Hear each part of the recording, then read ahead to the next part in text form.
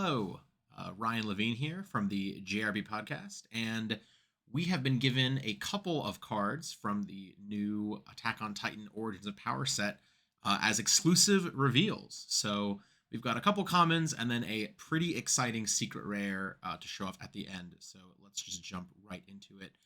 The first ones, these are just some vanilla foundations. I really doubt these will see any play outside of Spotlight, AOT Spotlight.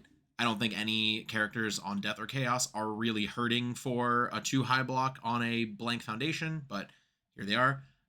Presumably, because we have some for Chaos and Death, maybe later this week there will be a reveal of a Life Vanilla Foundation, and Ryukyu might play that one, so we will see. But as for the first ones with some text on them, Injured on the Battlefield and Cut Deep. So Injured on the Battlefield is, at the time of recording this, I now believe the second, possibly third foundation of this type of cycle where it's a commit for -2 speed, and then if it has blank symbol, give it -3 speed instead. So I am not positive that any characters in Standard Constructed are really hurting for something like this. Commit for -2 speed is not a terrible effect. We've seen that effect with other little bonuses tacked onto it, see play in the past. The most notable one probably is Nice Try. Oh, that's played mostly because it re-readies, not because of the -2 speed, but the -2 speed is a nice little bonus for that. But if it has the life symbol, it gets -3 speed. Commit for -3 speed is a bit more interesting. That is a more relevant, repeatable defensive tool. If life becomes a really popular symbol, or at least life attuned cards become very popular, then I could see this seeing some play, but I'm not super convinced this one will make the cut right out of the gate. Cut Deep with the first enhanced flip 1 foundation cost is a little more interesting to me. I don't remember exactly what symbols the new mechanic Outwit has been shown a couple of cards where, for those who are unfamiliar, the cost is to unflip the foundation, and it can only be played while it is face down. It is an unflip commit. So anything that will let you repeatedly turn the Outwit cards back face down seems like it has the possibility of being played, in my opinion. So I will keep an eye out on this one. This also lacks the magic words of this effect cannot reduce your rival's health below 1.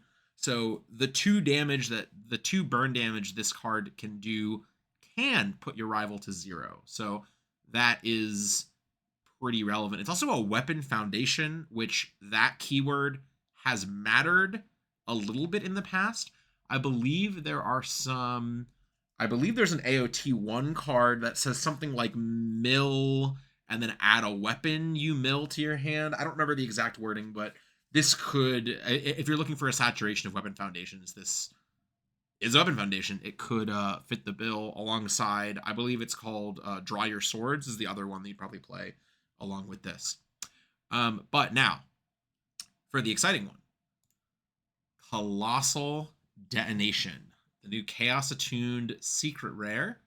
It is a Colossus Titan card. However, the Colossus Titan in AOT 2 does not have the Chaos symbol, so I'm not 100% certain why this one is Chaos Attuned, but Bertolt from AOT 1 does have Chaos. Maybe this was intended for him or something like that. But anyways, Blitz, commit your character as cost, and then when this attack resolves, destroy all foundations in all stages. I guess before I get into the main effect, let's just look at some of the numbers. It is a 12 difficulty, which is pretty steep, and it does have a 3 check. It does not come with a 4 check like some of the other, huge Titan attacks have come with. I imagine there must be some in this set, and I know there were some in AOT 1. It does have the ranged and Titan keywords, which matter. There's a lot of Titan support, presumably, again, more from the cards that I have yet to see from AOT 2 as well. So that is probably relevant. It is a 1 low block, so it at least has a reasonable block mod. Maybe something that can actually block Walk the Dog, if this is stuck in your hand in the mid to early game. This is not an early game card at all, obviously, as it is a 12 cost. 8 mid 10 is okay for 12. However, due to the nature of this card, where if you do, activate its effect, your opponent knows that their stage is going to be destroyed when this resolves. So presumably they are throwing everything they have to block this. So I'm not really expecting this to hit them with its base stats. Although, as you know, your whole stage is blowing up as well. You can also throw everything you have on this card. If you have anything, that sacrifices to buff stats or commits to buff stats or anything, you can't use it after this resolves. So might as well just throw it on there. And I'm not going to talk about all of the characters you could possibly play this in. The only thing I'm going to really mention here real quick is, in my opinion, the only AOT 2 character that appears to have any real synergy with this card is Sasha.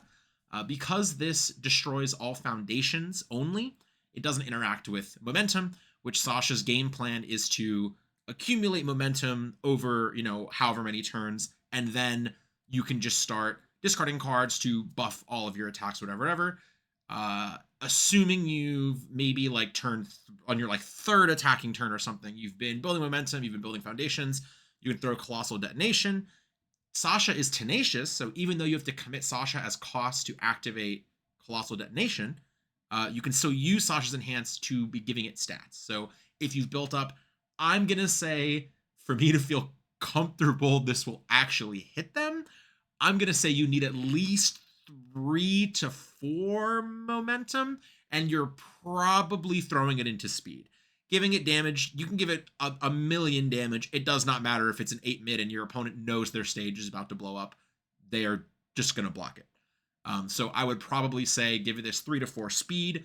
Maybe it's a 12 mid 10, something like that. Maybe you use the rest of your stage to buff it even further. And then if this hits them, it'll go to your momentum. Hopefully this hits them, right?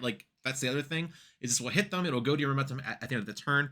And unlike similar board wiping effects that we've had in Standard, such as Decay Awakened or just Godzilla's form to discard 4 and destroy all the foundations, this does not end your turn like Decay Awakened does, and it doesn't cost 4 cards out of your hand like the Godzilla form does. So although this is a little clunkier, being a 12 difficulty card you have to draw and is a 3 check, unlike Decay Awakens 4 or Godzilla's just being your character ability.